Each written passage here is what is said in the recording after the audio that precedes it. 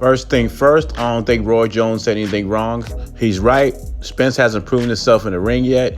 He beat Mikey Garcia, but Mikey Garcia came from 2 weight classes, and Spence still couldn't stop him. He said he could have stopped him in the 9th or 10th round, but I didn't see that. I didn't see Mikey Garcia in trouble, so I don't know what he's talking about. So the next thing he says, I'm paraphrasing, he says he don't really care what Roy Jones thinks, and he's going to knock out Shawn Porter. He's going to knock out Pacquiao, Keith Thurman. Then he's going to watch Terrence Crawford. And then he says, I like Terrence Crawford. We got each other's phone number and all that.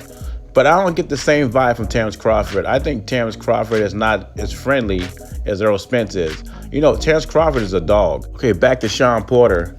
In this interview right here, Errol Spence says Shawn Porter is no different than Mikey Garcia. It'll be easier to fight, and he's going to stop him. Personally, I think it's going to be a tough fight for Errol Spence. I expect this to go to distance, and I think Errol Spence might be cut up and beat up in this fight.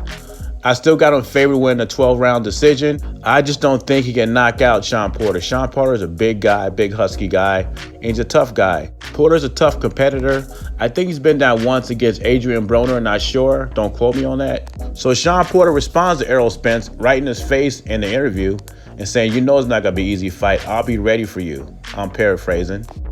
I'm one of these guys that think Shawn Porter is very underrated as a champion or as a fighter. He's not a great fighter, but he's a good fighter.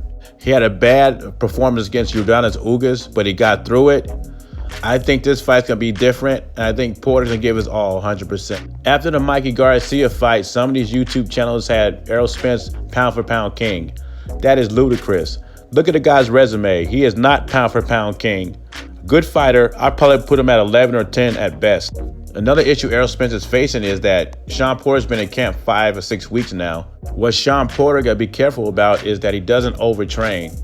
You don't want to leave it all in training camp and get into the ring and have nothing. Another issue Errol Spence has is he's way overweight. I seen this guy in his last interview with the PBC. He got to be at least weighing 190. He's a cruiserweight right now.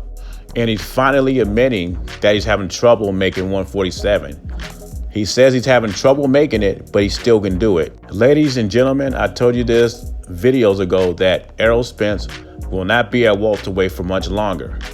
I don't think the Terrence Crawford fight's gonna happen at welterweight. I'd be surprised if it does. Errol Spence reminds me of a great fighter named James Toney. Had the same problem, couldn't manage his weight, and it came back to bite him.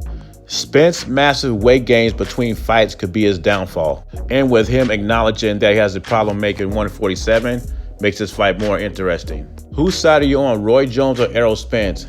Has Errol Spence did enough to be one of the top pound-for-pound fighters in the world? I don't think so. I think Spence is good, but he hasn't done enough for me. But leave your comments below. JBZ, subscribe to the channel. I'm out.